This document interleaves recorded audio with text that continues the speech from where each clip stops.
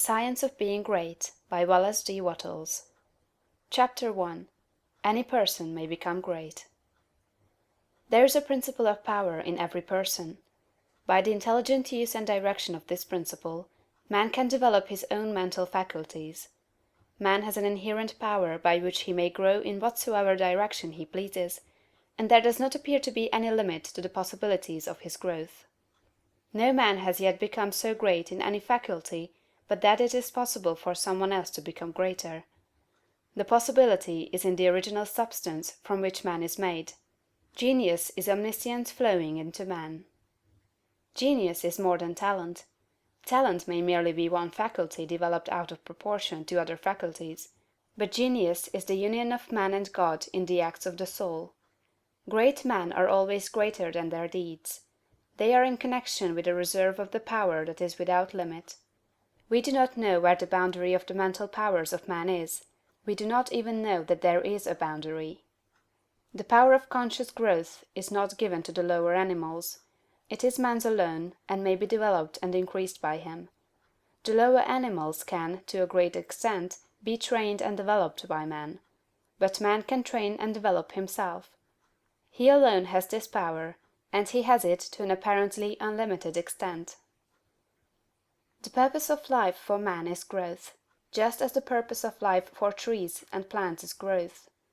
Trees and plants grow automatically and along fixed lines. Man can grow as he will. Trees and plants can only develop certain possibilities and characteristics. Man can develop any power, which is or has been shown by any person, anywhere.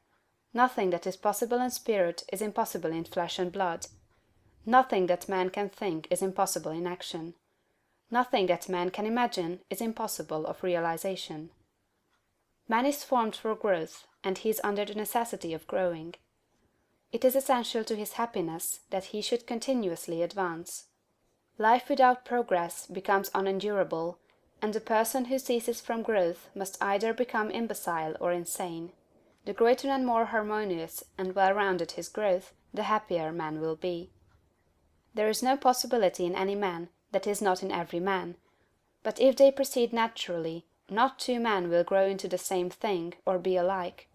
Every man comes into the world with a predisposition to grow along certain lines, and growth is easier for him along those lines than in any other way.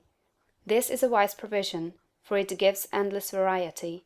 It is as if a gardener should throw all his bulbs into one basket. To the superficial observer they would look alike, but growth reveals the tremendous difference. So of men and women, they are like a basket of bulbs. One may be a rose, and add brightness and color to some dark corner of the world. One may be a lily, and teach a lesson of love and purity to every eye that sees. One may be a climbing vine, and hide the rugged outlines of some dark rock. One may be a great oak among whose boughs the birds shall nest and sing, and beneath whose shade the flocks shall rest at noon, but every one will be something worthwhile, something rare, something perfect. There are undreamed of possibilities in the common lives all around us in a large sense. There are no common people. In times of national stress and peril, the cracker-box loafer of the corner store and the village drunkard become heroes and statesmen through the quickening of principle of power within them. There is a genius in every man and woman, waiting to be brought forth. Every village has its great man or woman, someone to whom all go for advice in time of trouble, someone who is instinctively recognized as being great in wisdom and insight. To such a one, the minds of the whole community turn in times of local crisis. He is tacitly recognized as being great. He does small things in a great way. He could do great things as well, if he did but undertake them. So can any man. So can you. The principle of power gives us just what we ask of it. If we only undertake little things, it only gives us power for little things. But if we try to do great things in a great way, it gives us all the power there is. But beware of undertaking great things in a small way. Of that we shall speak farther on. There are two mental attitudes a man may take. One makes him like a football. It has resilience and reacts strongly when force is applied to it, but it originates nothing. It never acts of itself. There is no power within it. Men of this type are controlled by circumstances and environment. Their destinies are decided by things external to themselves. The principle of power within them is never really active at all. They never speak or act from within. The other attitude makes man like a flowing spring. Power comes out from the center of him. He has within him a well of water springing up into everlasting life. He radiates force.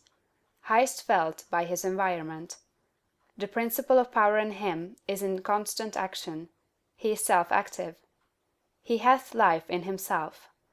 No greater good can come to any man or woman than to become self-active. All the experiences of life are designed by Providence to force men and women into self-activity, to compel them to cease being creatures of circumstances and master their environment. In his lowest stage, man is the child of chance and circumstance and the slave of fear. His acts are all reactions resulting from the impingement upon him of forces in his environment. He acts only as he is acted upon, he originates nothing. But the lowest savage has within him a principle of power sufficient to master all that he fears; and if he learns this and becomes self-active, he becomes as one of the gods.